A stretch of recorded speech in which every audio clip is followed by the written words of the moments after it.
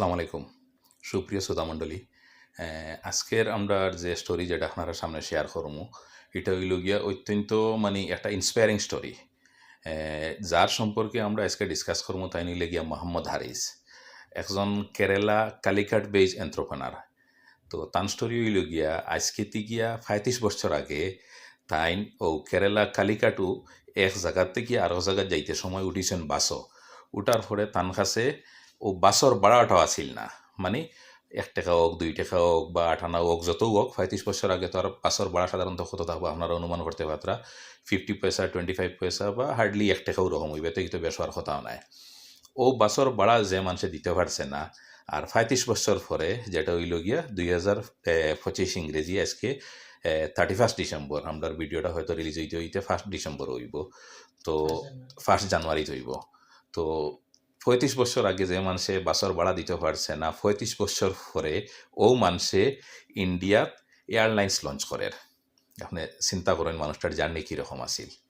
আপনারা সত্যি সুন্দর, তার নাম হইল গিয়া মোহাম্মদ হারিস, কেরালা কালিকাটার মানুষ। আর আজকে আমরা যে জায়গাত আছি কোচিন, ও জায়গাত মানে তান যে ট্রাভেল এজেন্সি যেটা আছিল বা তান যে এয়ারলাইন্স যেটা খুলছেন, এই এয়ারলাইন্সের হেডকোয়ার্টার কোচিন।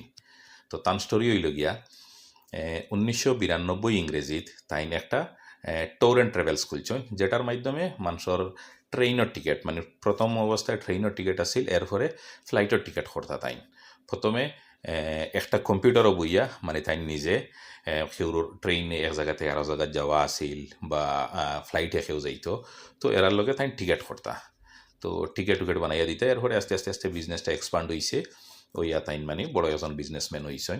আর আজকের তারিখে তান আছে আলহিন গ্রুপস অফ কোম্পানিজ, যেটার আন্ডারে অনেক মানে বেশ কয়েকটা কোম্পানি আছে। আলহিন স্কুলস আছে, আলহিন একাডেমি আছে, আলহিন ফরেক্স আছে, যেটার মাধ্যমে যেন পয়সা মানে টাকা মানুষ এক্সচেঞ্জ করেন এক দেশ থেকে আরো দেশও ফাটাইন। এরপরে আলহিন ট্যুরিজম আছে, মানে বেজান কয়েকটা 12-13টার মতো তান কোম্পানি আছে এই আলহিন গ্রুপের আন্ডারে। তো এখন আপনারা যারা সোশ্যাল মিডিয়াতে অ্যাক্টিভ আছেন সবে জানেন যে ইন্ডিয়াত 3টা এয়ারলাইন্স মানে এভিয়েশন মিনিস্ট্রিতে গিয়া এনওসি পাইছে। এর মাঝে একটা হইল গিয়া আলহিন, মানে যেটা এয়ারলাইন্স ওটা। আর ও আলহিন্দর মালিক হইল গিয়া তাই মোহাম্মদ হারিস। তান হইল গিয়া যে 1 জানুয়ারিতে গিয়া তান এয়ারলাইন্সগুলা স্টার্ট হইব। তার মেইন উদ্দেশ্য হইল গিয়া যে ইন্ডিয়ার যারা মিডিল ক্লাস মানুষ আছেন বা লোয়ার মিডিল ক্লাস আরই, মধ্যবিত্ত বা মধ্যবিত্ত থেকে একটু নিঃস্বর মানে শ্রেণীর যারা মানুষ আছেন, এরা এক জায়গা থেকে আরো জায়গা কম পয়সায় ফ্লাই করতে পারতা। আজকে সাপোজ কেউ গুয়াহাটি থেকে দিল্লি যাইতো, শিলচর থেকে গুয়াহাটি যাইতো, গুয়াহাটি থেকে কলকাতা কেউ যাইতো, তো তার লগে এখন অনেক সময় দেখা যায় কি তা ফ্লাইটের ফেয়ারগুলো অনেক বেশি হয়। তো ও জিনিসটা তাই তার মাইন্ডও রাখিয়া মানে কম পয়সায় মানুষ যাতে এক জায়গা থেকে আরেক জায়গা ইজিলি যাতায়াত করতে পারে, ওটার উদ্দেশ্যে তাই তান এয়ারলাইন্সটা লঞ্চ করছেন। এয়ারলাইন্স লঞ্চ করার আগে তাইন এর আগে যে তান প্রফেশনও আসলা, এটা হইল গিয়া ট্যুরিজমও আসলা, ট্যুরিজমের উপরে তার ডিগ্রি আছে। এরপরে আর একটা হয় IATA, যেটা এয়ারলাইন্স রিলেটেড কোর্স থাকে, এটা তো তাইন একটা ডিগ্রি লইছেন।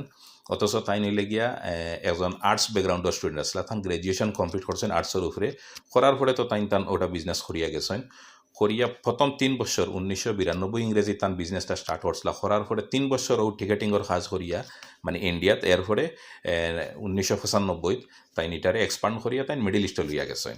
আর আজকের তারিখে শুধু কেরালা নাই, ইন্ডিয়া নাই, মিডিল ইস্টও তান মানে গৌরবের সহিত কাজ করিয়া যাইতরা। অনেক ব্রাঞ্চেস আছে মিডিল ইস্টও। আর ইন্ডিয়ার যেটা মানে তান এয়ারলাইন্সের যেটা হেডকোয়ার্টার বা হেড অফিস, এটা হচ্ছে কেরালা কোচিন সিটিত। তো আপনারা নিশ্চয় 1 তারিখ থেকে যারাও মানে ফ্লাইটে জার্নি করেন, এরা নিশ্চয় আলহিন এয়ারলাইন্সের মজা উঠাইবা। আর আমরাও ট্রাই করমু, যদি যেহেতু আমরাও মিডিল ক্লাস ফ্যামিলি থেকে বিলং করি, চেষ্টা করমু তান আলহিন ট্রাভেলসে যাওয়ার লগে। আর তার স্টোরিটা অত্যন্ত একটা ইন্সপায়ারিং স্টোরি, যে আমরা যারা মিডিল ক্লাস বা বিলো মিডিল ক্লাস বা স্ট্রাগল যারা করে, এরার লগে এটা থেকে অনেক মানে বহুত বড় একটা শিক্ষা নেওয়ার মতো জিনিস। যেন যদি কেউ মানে তার ডেডিকেশন থাকে, হার্ড ওয়ার্ক করিয়া যায়, তাইলে লাইফও সাকসেস হইব, ডেফিনেটলি সাকসেস হইব। এই মোহাম্মদ হারিসের স্টোরি থেকে আমরাও একটা জিনিস জানতে পারলাম। আজকের লাগি ওখানে সমাপ্ত। থ্যাংক ইউ, জয় হিন্দ।